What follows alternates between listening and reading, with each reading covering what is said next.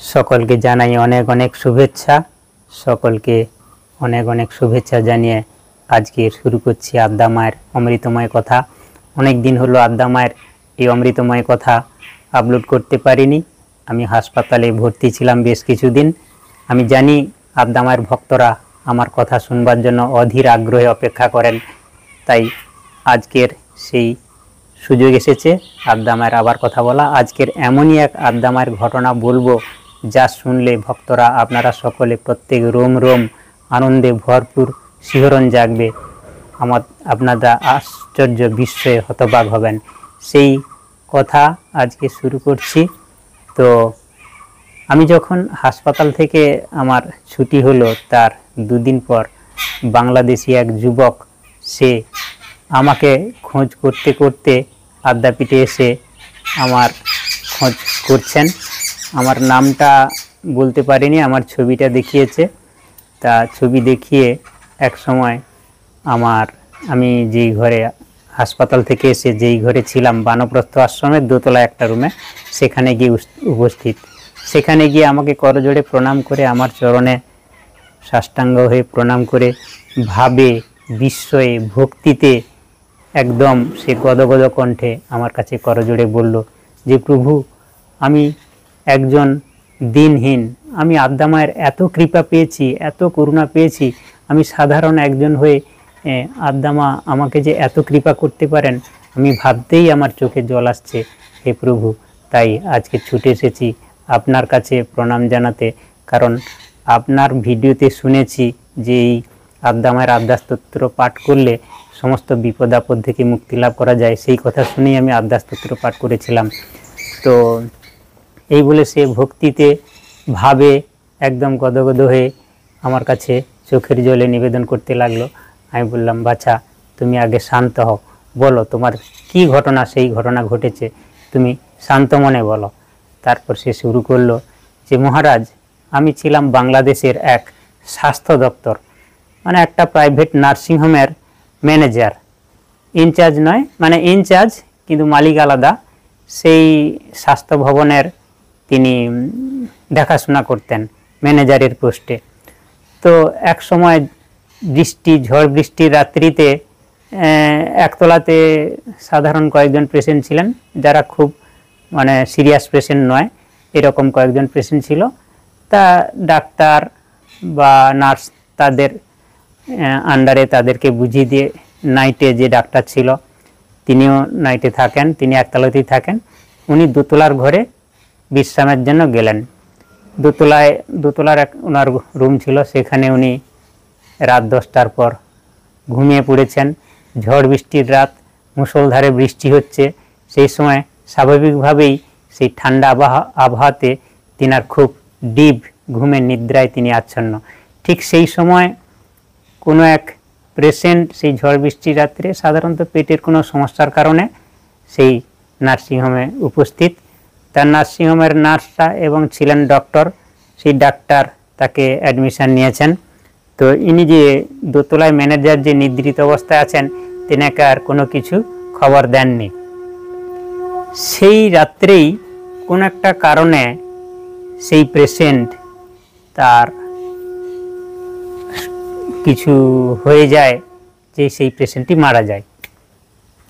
তো সেই পেশেন্ট মারা যাওয়ার ফলে সকাল হতে না হতেই সেই বাড়ির লোকজন সেই বাড়িকে ডাক্তার জানিয়ে দিয়েছে, কিন্তু ম্যানেজারকে ততক্ষণেও কিছুই জানানো হয়নি। তো বাড়ির লোকজন সকাল হতে না হতেই সব ভিড় করে ফেলেছে। তা চিৎকার চেঁচামেচিতে ঘুম ভাঙলো ম্যানেজারের। সে তখন দৌড়ে নিচে এসে দেখে যেই পেশেন্ট মারা গেছে। বাড়ির লোকজন সকলেই মার কাট এরকমভাবে তারা আক্রোশ নিচ্ছে। তখন ম্যানেজার সঙ্গে সঙ্গে পুলিশে ফোন করলেন। পুলিশ এসে সেই সমস্ত সামাল দিয়েছে। তো তারপর পেশেন্টকে তার বাড়ির লোকজন নিয়ে গেল। সরকারি নিয়ম অনুযায়ী পোস্টমর্টম বা সেরকম কিছু হলো না।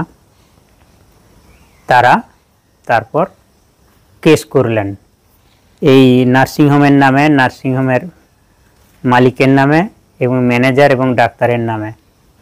সেই পেশেন্টের গার্জিয়ানরা কেস করলেন। সেই কেসে এমনই হলো যে সমস্ত দোষটাই ম্যানেজারের উপরে এসে পড়ল।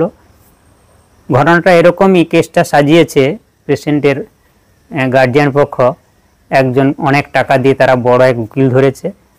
সেই তাদের বক্তব্য হচ্ছে রাজনৈতিক কারণে ওই রাত্রিতেই ওদের পেশেন্টকে ওই ম্যানেজার খুন করেছে। তো এরকম মিথ্যা একটা তার নামে অভিযোগ সাজিয়ে তা কেসটাতে তাকে দোষী সাব্যস্ত করা হয়েছে। তা সেই কোর্টের আদেশ অনুযায়ী সেই ম্যানেজারের জেল হয়ে গেল। তাও বেশ কিছুদিন জেলে থাকলেন। তারপর তার বাড়ির লোকজন বেশ কিছু টাকা দিয়ে তাকে জামিন করিয়ে আনলেন। সেই কোর্টের নির্দেশ অনুযায়ী কয়েকদিনের জন্য জেলই থাকলো, কিন্তু সে বাড়িতে কোর্টের নিয়ম মেনে বাড়িতে থাকলেন। তা এইভাবে জামিন নিয়ে তারপরে আবার দ্বিতীয়বার শুনানি মামলায় ডাক পড়ল। তো সেখানে কাঠগোড়ায় আবার তিনি অপরাধী। এরকম কয়েকবার কেস চলতে লাগলো বেশ কিছুদিন ধরে। কেসে যত ধীরে ধীরে নিজে জড়িয়ে পড়ছেন, দোষের উপর দোষ চেপে যাচ্ছে, ততই চিন্তায় মুমূর্ষ হয়ে পড়লেন। এনার নাম ছিল সঞ্জয়, টাইটেল আমার মনে নাই। তো তখন সে দিশেহারা হয়ে এদিক ওদিক ছুটছেন, কি করে এর হাত থেকে মুক্তি পাওয়া যায়। অন্য উকিলের কাছে, অন্য অনেক ভালো ভালো লোকের কাছে গেলেন। তারা সকলে বললেন যে এই যে তারা ফাইল দেখে বলল যে মামলায় তুমি জড়িয়ে পড়েছো, এর হাত থেকে মুক্তি দিতে আমরা অসমর্থ, একমাত্র ভগবান যদি তোমার সহায় হয়। তখন সে ভগবানকে ডাকতে লাগলেন। সেই সময় একদিন নাকি মোবাইলের মধ্যে ভিডিওতে দেখলেন, কথা শুনছেন যে আদ্যাস্তোত্র পাঠ করলে সমস্ত বিপদ আপদ থেকে মুক্তি পাওয়া যায়। এই কথা শুনে আদ্যাস্তোত্র খুঁজতে লাগলেন। ইন্টারনেট থেকে বা কোথাও থেকে তিনি আদ্যাস্তোত্র ডাউনলোড করে নিলেন। একটা ছবিও ওইভাবে ডাউনলোড করে ছবির সামনে আদ্যাস্তোত্র পাঠ করতে শুরু করলেন। বারবার আদ্যাস্তোত্র পাঠ করে চলেছেন, চোখের জলে মাকে তার অন্তরের কথা জানাচ্ছেন, মা আমি তো নিরপরাধ, আমার মাথায় এমন দোষের বোঝা চাপলো যে আমার যাবজ্জীবন কারাদণ্ড হয়ে যাবে, কি করে আমি এর থেকে মুক্তি লাভ করব, মা রক্ষা করো মা। এইভাবে রাত্রিতে কখনো কখনো চোখের জলে সেই মাকে প্রার্থনা জানাচ্ছে আর আদ্যাস্তোত্র পাঠ করে যাচ্ছে। তারপর একদিন হঠাৎ রাত্রের মধ্যে স্বপ্নে দেখলেন একজন বয়স্ক বৃদ্ধা মা তার কাছে আসলেন, এসে বলছে, বাছা তোমার কোনো ভয় নেই, তুমি ঠিক মামলা থেকে মুক্তি পেয়ে যাবে, তবে তোমাকে একটা কাজ করতে হবে। তখন করজোড়ে বলল, মা বলুন আমাকে কি কাজ করতে হবে। সেই বয়স্ক মাটি বললেন যে আমি একটা মন্ত্র দেব তোমাকে, সেই মন্ত্রটা তোমাকে নিষ্ঠা সহকারে জপ করতে হবে বলে।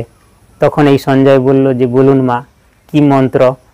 তখন সেই মা আদ্দামার একটা মন্ত্র, 3টে বীজ মন্ত্রের সঙ্গে আদ্দামার নামটা যুক্ত করে প্রণাম মন্ত্র সহ একটা মন্ত্র বললেন। সেই মন্ত্রটা তখন বলছে, বাছা ভুল যেন না হয়, তুমি মন্ত্রটা মুখস্থ করে নাও। সে স্বপ্নের মধ্যে সেই মন্ত্রটা উচ্চারণ করছে, ওই মা বলে বলে দিচ্ছে এবং উচ্চারণ করছে, বলছে তুমি এই মন্ত্রটা তুমি জপ করো, অচিরে তুমি এই মামলা থেকে তুমি মুক্ত হয়ে যাবে। এই বলে সেই বয়স্ক মাটি কোথায় মিলে গেল, আর এদিকে তার ঘুম ভেঙে গেল। ঘুম ভেঙে যেতেই তার মন্ত্রটা তখনও মনে আছে। সে তখন সামনে একটা চক কোথাও খুঁজে পেল, সেই চকটা নিয়ে গামছার উপরে সেই মন্ত্রটার প্রথম লিখলেন যাতে ভুলে না যায়। পরক্ষণে আবার পেন নিয়ে এসে খাতার মধ্যে সেই মন্ত্রটা লিখলেন। সেই দিন থেকেই সেই মন্ত্রটা জপ করতে লাগলো। এদিকে আদ্দামার ছবির সামনে আদ্দামার স্তব স্তুতি তো করছেনই, মায়ের কাছে করজোড়ে প্রার্থনা, আর সেই আদ্দামায়ের স্বপ্নে পাওয়া বীজ মন্ত্র তিনি জপ করছেন। রাত্রে কখনো সে অনেক রাত পর্যন্ত সেই মন্ত্র জপ করে, অনেক রাত্রে যখন ক্লান্ত হয়ে পড়ে আবার ঘুমায়, তারপরে আবার সকালে জপ করে ভোরবেলা। এইভাবে সেই মন্ত্রটা সে নিষ্ঠা সহকারে জপ করে চলেছেন। তারপর যেদিন কেসের শেষ শুনানি ডাক পড়লো, নোটিশ আসলো, তা সেদিন সে সেই স্বপ্নে পাওয়া মন্ত্রটাই জপ করতে করতে কেটে গেছে। তারপর বিপরীত পক্ষের উকিল এবং তাদেরকে কোর্টে ডাক পড়লো, তাদের কাছ থেকে শুনলেন এবং সঞ্জয়ের পক্ষে যে উকিল ছিল সে যতগুলো সত্য ঘটনা এবং যা কিছু নথি উপস্থিত করেছিল, সে সমস্ত কোনো পাত্তাই পেল না। বিরোধী পক্ষের উকিল, সে তো অনেক বড় উকিল, অনেক টাকা দিয়ে ধরা হয়েছে তাকে, সে এমনভাবে মামলাটা সাজিয়েছে যে রাজনৈতিক কারণে ওই ম্যানেজার ওই পেশেন্টকে রাত্রে তার দুর্বলতার সুযোগ নিয়ে তাকে খুন করেছে। তা এইভাবে সেটাই প্রমাণিত হতে লাগলো। তারপর সঞ্জয়কে কাঠগড়ায় ডাকলো।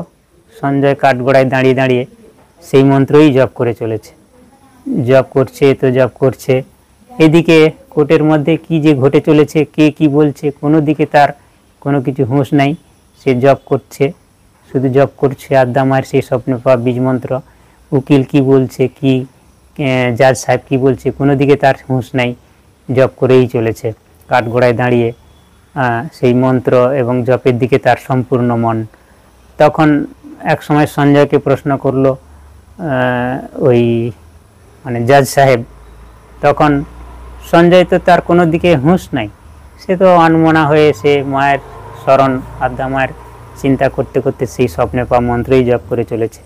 শেষকালে জাজ সাহেব টেবিলে হাতুড়ি ঠুকে, টেবিল ঠুকে তার সমিত ফেরালো, বলল, সঞ্জয় তুমি আমার প্রশ্নের উত্তর দিচ্ছ না কেন? তুমি কেন অন্যমনস্ক হয়ে আছো? তারপর সঞ্জয়কে কিছু কথা জিজ্ঞাসা করলো। সঞ্জয় তার সবিস্তারে উত্তর দিল, দিয়ে আবার সে আপন মনে সেই মনে মনে মন্ত্র জপ করছে।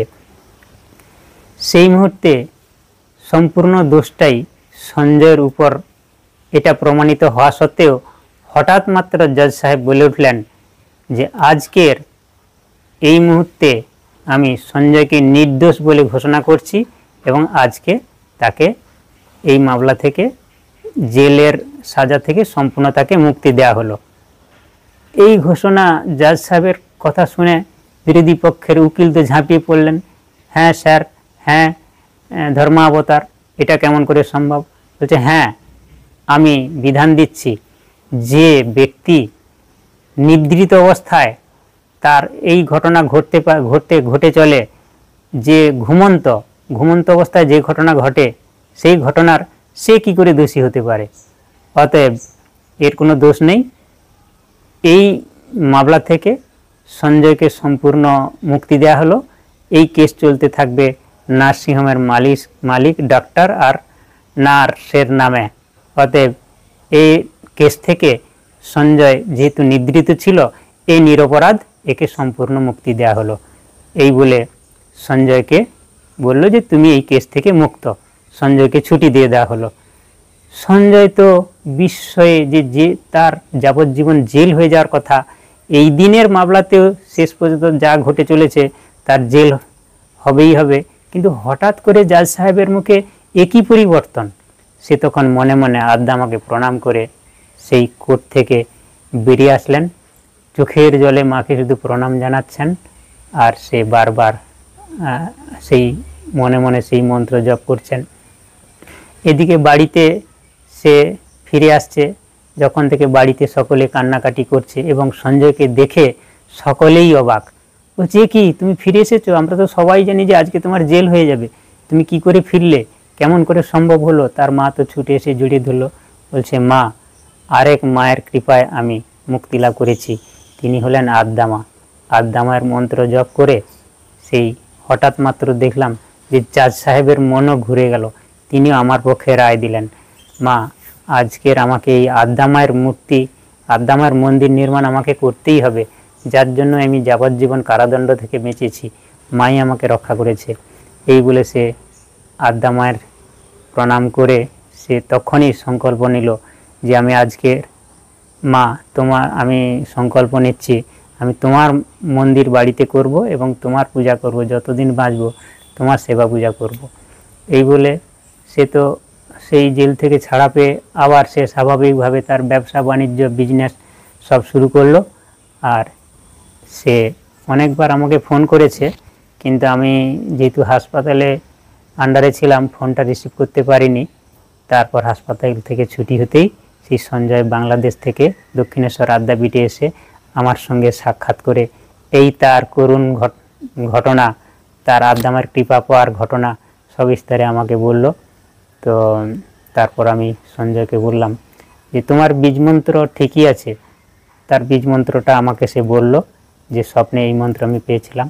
আমি তাকে আশ্বস্ত করে বললাম, মায়ের কৃপায় তুমি এই মন্ত্র পেয়েছো, খুবই সুন্দর, এবং এই মন্ত্রই তুমি জপ করো। এই মন্ত্র সম্পর্কে আমি বিস্তারিত আরও বলবো। এই কথা বলতেই তারপরে সঞ্জয়, আমি যেহেতু অসুস্থ, মানে হাসপাতাল থেকে সবে ছুটি হয়েছে, আমাকে ফল কেনার জন্য কিছু টাকা দিয়ে সে আমাকে প্রণাম জানিয়ে সে বাড়ি ফিরলো। এই হচ্ছে আদ্যা মায়ের কৃপার কাহিনী। মায়ের শরণ নিলে সে যে এইরকম ধরনের, যার জেল হয়ে যাবে, যার মামলা হয়ে মানে যার যাবজ্জীবন কারাদণ্ড বা ফাঁসি হতে পারে, তো সে মায়ের শরণাগত হয়ে মায়ের কাছে প্রার্থনা করে এরকম বিপদ থেকেও সে মুক্তি লাভ করলো। এই হচ্ছে আদ্যা মায়ের আদ্যা স্তোত্রের ফল এবং আদ্যা মায়ের কৃপা। তো আদ্যা মায়ের কৃপায় সকলে যেন এইভাবে মুক্তি লাভ করে, শান্তি লাভ করে, সমস্ত বিপদ থেকে মুক্তি লাভ করে। জয় আদ্যা মা, সবার মঙ্গল করো মা। জয় ঠাকুর, জয় মা।